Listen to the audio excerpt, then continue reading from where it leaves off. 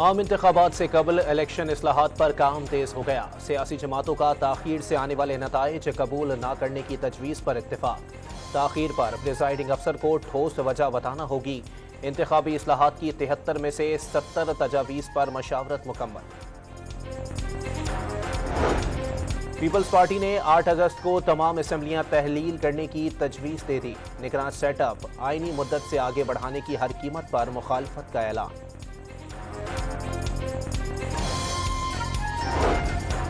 £190 million case में chairman PTI 13 जुलाई को नैब में तलब। पाकिस्तान और बैरून मुल्क जायदादों, शौकत खानम, बनीगाला और जमान पार्क की जायदादों की दस्तावेजात लाने की हिदायत।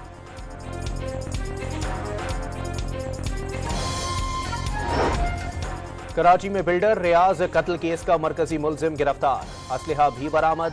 पुलिस के मुताबिक मुलजिम शकील कत्ल, इक़दाम कत्ल और दीगर संगीन जराइम में भी मुलव्विस है। और पीसीबी मैनेजमेंट कमेटी के सरबराह ज़का अशरफ और बीसीसीआई के सेक्रेटरी जय शाह की मुलाकात।